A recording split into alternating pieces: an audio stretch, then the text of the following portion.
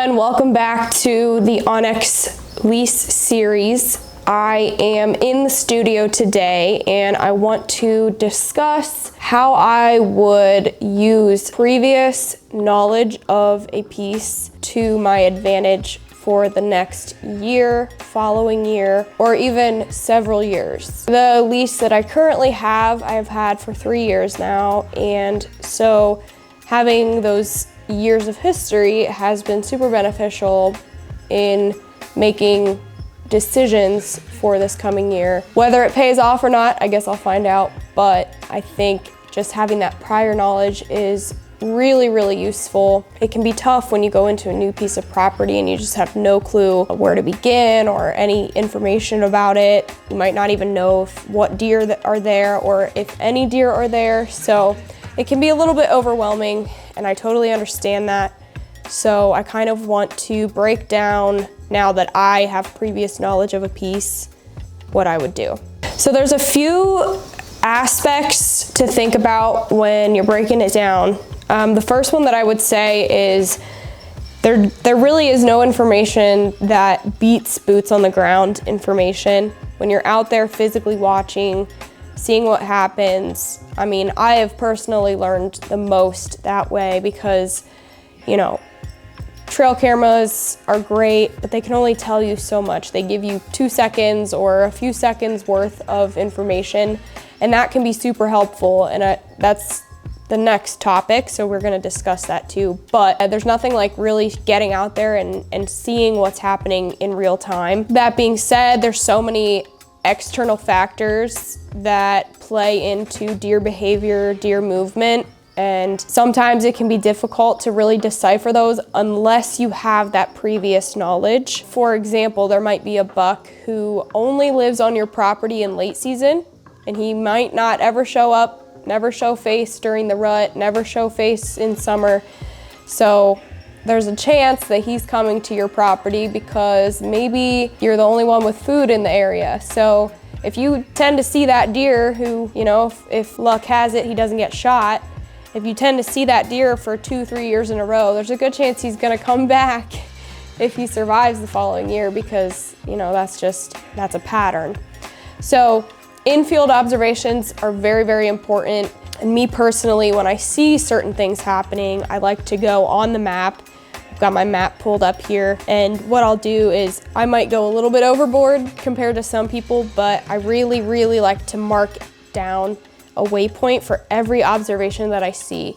So even something as simple as sitting a cut bean field and there were 10 does that came out on the same trail or maybe set of trails that are right next to each other. That's something that I want to take note of because that means if I were to go move in closer to set up, then that is a spot that I can know for almost certain that they're probably going to do that again in those same conditions. So if you really sit down and pay attention to what's going on, that is almost totally vital. Or maybe you have a scenario where you notice that when you sit one of your food plots in an east wind, you never see a deer. And I have one of those plots where anytime there's a south wind, I never see a deer, but they show up on trail camera almost on the regular. Kind of after having done that several times, I narrowed it down to, okay, so if my wind is coming out of the south, blowing to the north, they're obviously coming from the north. And it's funny because the plot that I'm referring to, we call it the buck nest, and we initially thought, oh, they're all bedding on the south end, they're all bedding on the west end because that's where a lot of the timber is, and there's just some young, essentially an old clear cut that is just now a few years old. So it's super thick, gnarly, nasty stuff, and we see sign in it. So, you know, when you see something like that, you're like, okay, well, that's a no-brainer. They're bedding over there. So if my wind is blowing south or even west, then I should be safe. But that's not necessarily the case in every situation. So that's one of those trial and error kind of things that now that we have hunted it for 3 years, then that we are able to say, okay, this spot, for whatever reason, We're still maybe figuring that out, but for whatever reason, we can't hunt it with a south wind. And it's also one of those spots that you're pretty limited on the amount of trees you can choose from. So there's a chance we're gonna put a ground blind out just because we have to get as far north as possible, or maybe have a different wind. So it's one of those real funny spots, and year one, we had no idea. We were just hunting it totally wrong. And I didn't see a single buck after sitting there, I don't know, probably at least 2 weeks, and some of that was during the rut. So you would think I would see a deer at some point. But anyway, with that, I really like to take note of that, and I mark those things on my map just because I wanna be able to refer back to those encounters, especially someone like me who I hunt multiple states, multiple properties, multiple places. So it's tough to sometimes remember every little thing that has happened, where if you have, you know, your own piece that you're hunting strictly that, or you know, maybe it's not a very big piece or something that's a little more manageable, you might not need to mark every single thing. So, you know, take that for what it's worth. But I really truly like to mark those things, and then I can pull it up and say, okay, this is what we're dealing with. So in-field observations, definitely very important, if not the most important. Second thing, as I mentioned, is trail camera data. And the interesting thing about trail cameras are some states allow them, some don't, some allow them with restrictions. So if you are unable to use trail cameras, fret not. You can still use your infield information, especially if you've hunted a piece before. And that's obviously what this video is about, is pieces that you have experience with. So it is very vital to take note if you're unable to use other resources. So that being said, if you do have the opportunity to use trail cameras, and especially cell cams, those can, I don't want to say they make or break a hunt, but they can be very useful tools. I am the kind of person who does not rely on them whatsoever, but I will pay attention to them in the sense of, okay, there's a deer showing up regularly. This is just an example. I'll use my swoops hunt as an example. So last year, he was betting on the neighbors on the south, and this was early October. Iowa opens in October, so I'm kind of watching cameras, just seeing what he's doing, if anything. And for a while, he wasn't doing anything in particular. He would show up here and there. And I hunted a few days early on, and I didn't have any encounters or anything with him, so I'm like, okay, well, you know, there's no rush. But once it got to like mid-October, scrapes really started opening up, and deer were starting to get on a little bit more of like a, I don't want to say more of a pattern, but they were certainly kind of shifting from summer pattern to fall, and kind of getting a little anxious with the almost start of pre-rut. So they're checking scrapes, starting to rub, their velvet stripped. So swoops, for example, had been hitting one specific camera that I had to stand by. And I'm like, okay, that's awesome. And next thing I know, he's becoming more and more regular every single night, almost every single night. He's hitting that scrape, and he was hitting it anywhere from 6 to 7 o'clock in the evenings. So that was really helpful for me. And what I did is paid attention, okay, which direction is he coming from based on the camera? And he was coming from the south every single time, heading north, which was perfect because the spot that I had set was on the east side of that scrape at 20 yards roughly. And it was in the corner of a field, and essentially north to south where he was walking was the only real chunk of timber. There's a little tiny sliver that runs east to west, which is the L shape that my stand was sitting in. However, that little strip is a very, very steep ditch. Like, nobody wants to cross it, and deer really don't use it. So I was pretty confident having my wind blow in that direction. So every time he would show up on camera, I would immediately check the weather and check all the conditions, whether it was, you know, temperature, the actual weather, what it was doing, barometric pressure, every little detail I could look up, I took note of it, more so mental note, but I was like, okay, so just so happened to be either a south or a west wind, and he was totally fine using that scrape with those winds. So I knew that he was gonna be at that scrape at that time, roughly, the next few days. You know, I felt like I had a very limited window because he's a mature buck. He was probably not gonna stay on that pattern for too long. So that was like, okay, it's go time. And all I needed to know was, I know he's hitting that scrape, but now I need to figure out where exactly his trail is that's getting there. I know he's coming from the south, but I don't know if he's taking the field and cutting in. I don't know if he's staying in the timber. And we actually happen to have a food plot that was more to the south. So I'm like, okay, is he hitting the food plot and then going there?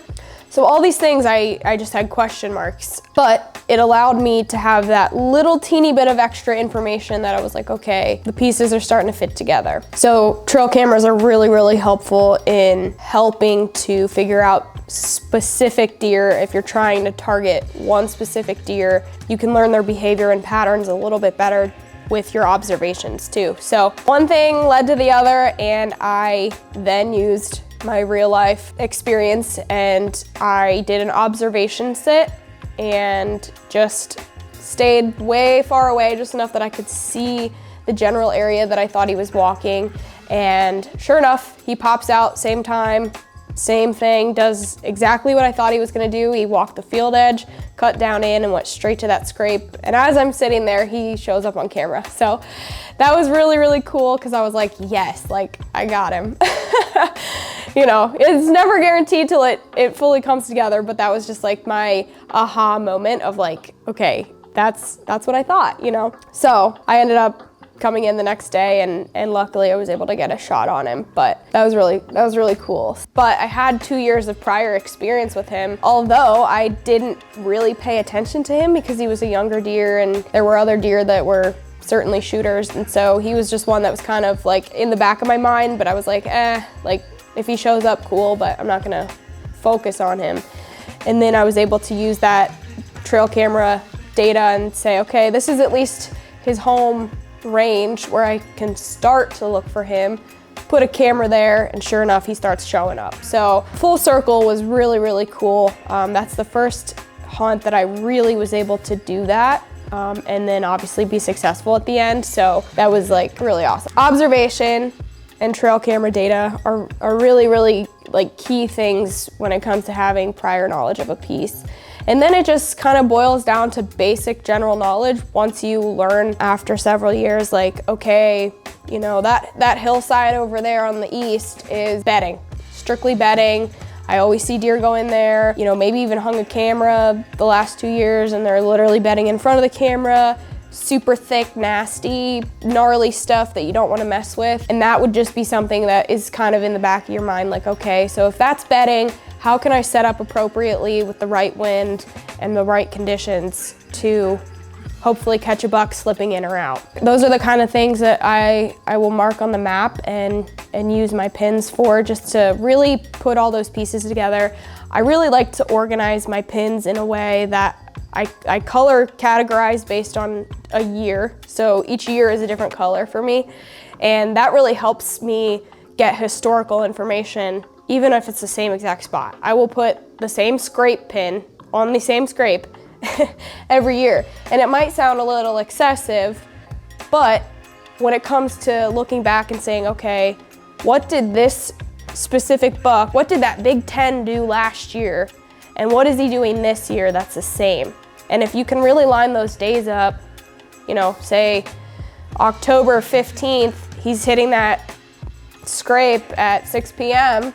like Swoops did, you know, it's like, okay, well, if he did that last year and suddenly he's doing it again the next couple days, good chance I can go in and try to make something happen here. So that is my best advice. And this is kind of one of those things that, you know, it's really cool when it comes together, but having previous knowledge, obviously it takes time because you need to put the time in, but once it happens and once you have that, you know, it's really, I don't want to say it's easy, but it's easier.